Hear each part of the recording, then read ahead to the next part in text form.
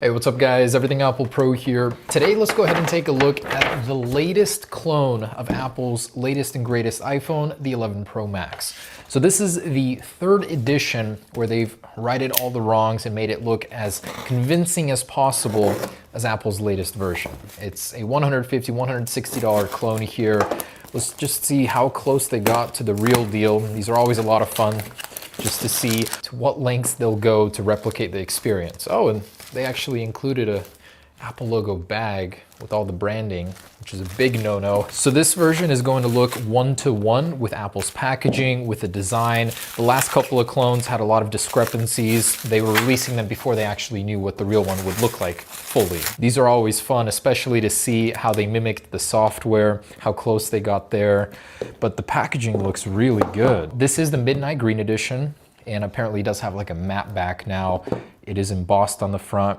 It's not as deep green, it's more of like a olive green here, but at least the packaging is one-to-one. Even the way that you open it now looks OEM. So that was the biggest indicator that an iPhone is fake. Now you've got this pull tab. Man, they've gotten advanced.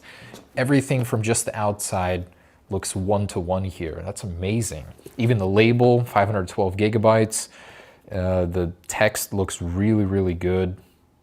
Even the QR code is identical. That's amazing. So looks like they took the biggest complaints, you know, the fact that you can tell it's a fake without even opening it, and fixed that, and now you can't.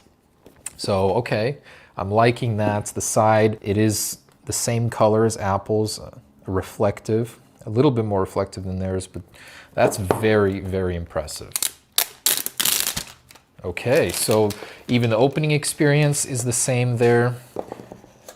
And oh, there it is. So we don't have one here, but the Midnight Green edition, look at that.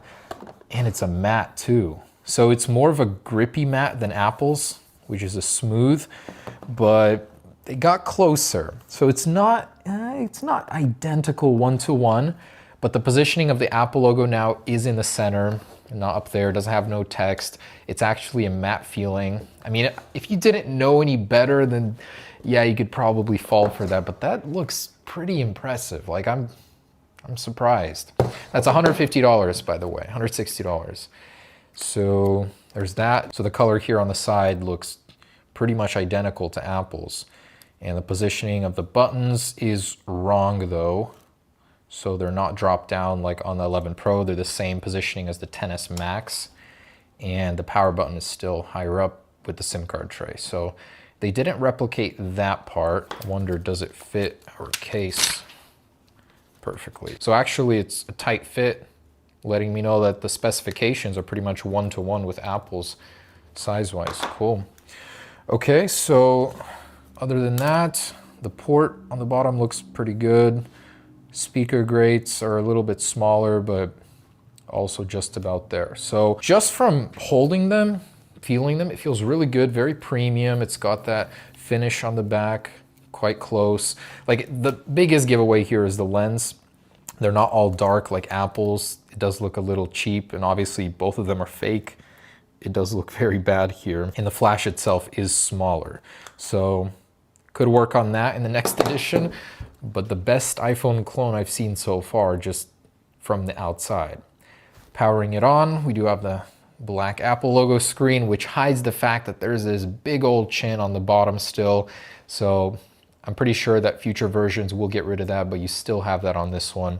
It's not going to be perfect. But you know, for $150, the fact that you do have a real notch up here and already like all these premium materials and finishes, it's very impressive what they could do. On the inside, we have the new packets. Oh, and actually an 18-watt replica of Apple's charger.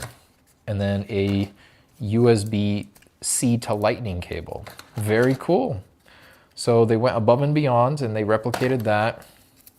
When the iPhone turns on, you can see it's already set up here. So no need to go through the process. Very convenient. Okay, so at first glance, this is max brightness, same wallpaper. You cannot replicate Apple's brightness. I mean, this is a very cheap panel in comparison, but it's quite fluid, quite responsive. Let's get to those software differences. So already I'm noticing some discrepancies here. No 3D touch, of course, or haptic touch even. This is not the attention to software I expected. No haptic touch. And even the animations are different. That's a whole separate page in the control center. Oh, there it is. So on the home screen, you do have it, but it's using the older icons here. The battery level isn't filled in. And we've got the widget view. Keyboard is a dead giveaway if you were to turn it on and set it up right away. Let's jump into settings.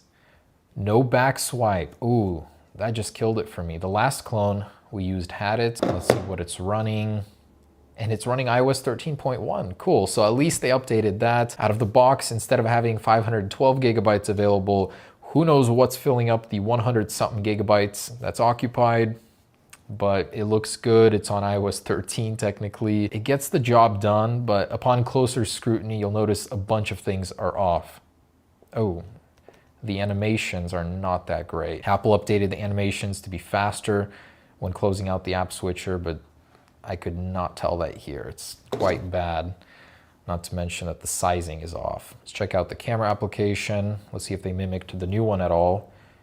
And it appears they have not. So it's the old button in the middle, no ultra wide lens, unfortunately, and old style camera application. So a little disappointed they didn't put some more thought in, because this is the most expensive iPhone clone you can get, and all of the effort went outside on somewhat trying to get it to look like the iPhone.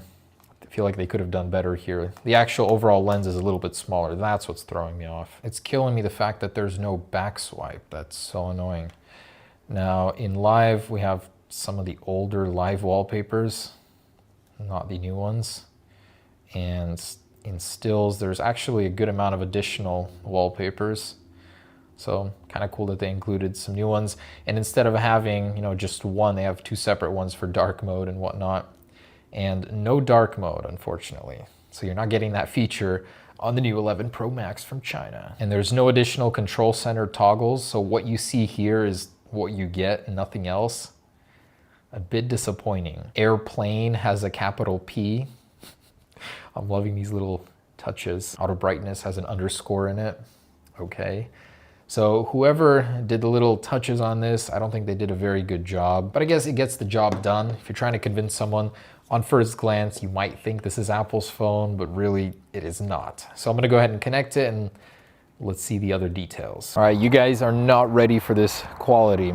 8K video recording, 60 frames per second. So the standard 1X is more zoomed in than Apple's.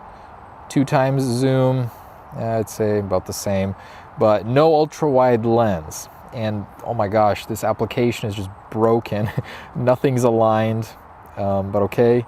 So 1, 2, 3. All right, so there's that video. It's not even on my computer, but it looks grainy. Zooming in 2 times, it gets better, and then 1 time zoom. My baby's back, thanks to Tim from Backyard Boys. Couldn't be any happier there. But one cool thing is you can flip the camera while, or no, it doesn't. That kills the recording, never mind. And the front-facing video, grain for days. Beautiful, shaky, obviously no slow motion. And man, really goes to show you how much finesse has went into Apple's application. I love how refined it's gotten. The button to take pictures during is on the opposite side. But okay. Terrible cameras, but you really can't expect anything else from a clone like this. I love how the last version had way better software, but this one reverts on all of that and goes back. It's very unrefined, but the physical product is way better. So if you were able to like flash this with a newer, better version, I feel like it could do a lot better. But yeah, I'm not impressed whatsoever. It does feel really good though. They got the weight right, they got the feeling right. It's 1-to-1 in specification. They just needed to work on the cameras a little bit more. It's very off to me now that I've been using it more often. Cameras are spaced apart further. Actually, they're all smaller, that's why, and not polished. But the matte is pretty dang close. They did good with that. Overall though, could be way, way better for the price. I do not think this is worth $150. And I'd also like to test the electromagnetic frequency radiation, how much this clone produces. So right next to Apple's iPhone, about 3.6 7 to 4 volts per meter. And next to this one, considerably less here, 2.5 volts per meter when connected. I'm surprised. Right next to Apple's, you get way more, even though it's shielded properly inside. So I'm attempting to game on this, and I downloaded Minecraft with some difficulty. The wireless chip in this does not pick up on my 5 gigahertz spectrum network, so it's very slow to download. It's been on this black screen for the longest time. Oh, and I never even checked. The volume HUD actually looks really good. That's cool.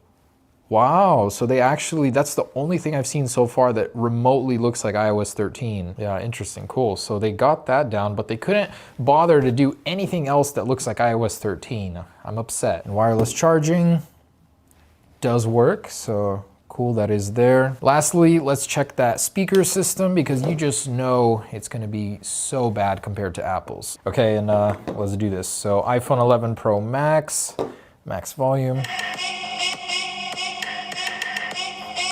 It's really good. I mean, the best speakers I've heard on a smartphone, period. And our 11 Pro Max clone. Oh my, wow. That is so bad. That's loud, tinny. Obviously only one speaker on this. So it doesn't hold a candle to the real deal. And at, you know, a little bit more than 1/10 of the price. Is it worth it? I'd say no. Last thing I want to do is take a look inside as is customary, but from what I'm seeing, they could have done so much better. They're using the same processor, which is going to have roughly about 1,000 on the single core score. It couldn't even run Minecraft. So this is all show, no go. Would not recommend. So yeah, this is not fused with the glass like Apple's. Clearly a big difference there. Okay, and there's that. So, oh wow, the microphone even on the back isn't a real microphone, it's just a piece of plastic. Yeah, so I really cannot get this separated seemingly without breaking it. All right, and that's what it looks like inside.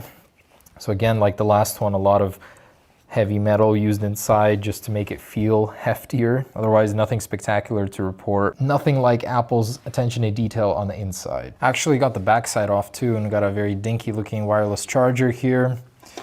And the display plugs into this side here. Almost no electromagnetic shielding against anything. Definitely one of the more advanced iPhone clones I've seen. All right guys, so there it is.